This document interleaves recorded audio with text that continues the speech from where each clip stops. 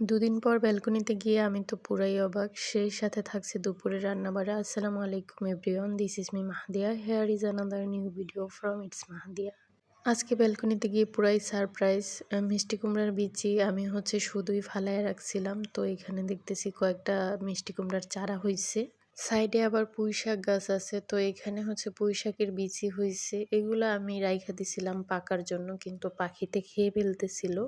তো এরপর আবার ধনিয়া পাতা থেকে আমি ছোট ছোট কয়েকটা মরিচ চারা পাইছিলাম, তো ওইগুলা লাগাই রাখছি। দুইটা গাছ হয়েছে, তো একটা গাছে আবার মরিচ হয়েছে একটা।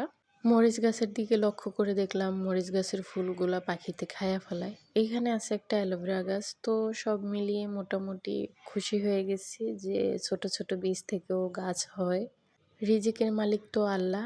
তো এরপরে চলে গেলাম দুপুরের জন্য রান্নাবাড়া করতে হবে। এখানে আমি পাতাকপি কেটে রাখছি, আর আছে রুই মাছ। ২ পিস মাছ নিছি, ২ পিস রান্না করব, বেশি প্রয়োজন নাই। সাথে আছে টমেটো আর সিম, আলু।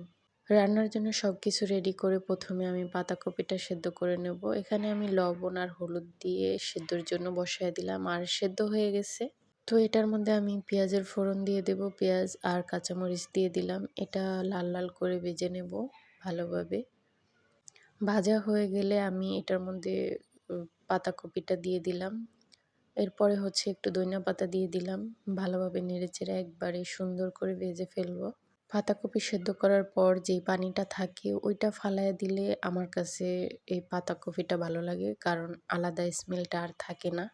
তো পাতাকপি তো ভাজা হয়ে গেছে। এই পর্যায়ে আমি রুই মাছ ২টা বাইজা নিতেছিলাম। আর উল্টাইতে একটু কষ্টকর হয়ে যাচ্ছিল, যেহেতু এটা সবসময় তরকারি রান্না করি, তাই ভাজাভাজি করা যায় না ওরকম একটা। এই তো মাছ ভাজা হয়ে গেছে। এখন পেঁয়াজ কুচি, আদা দিয়ে দিলাম, লবণ দিয়ে দিলাম। সব কিছু ভালোভাবে সুন্দর করে ভাজতেছিলাম।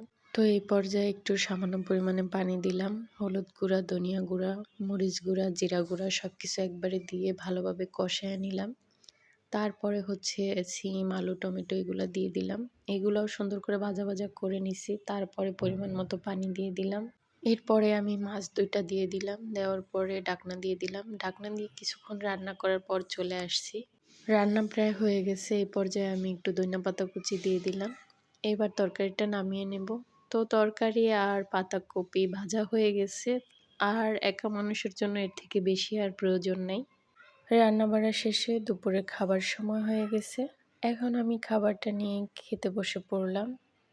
আর এই দুপুরের খাবার খেয়ে ভিডিও শেষ করছি। আল্লাহ হাফিজ।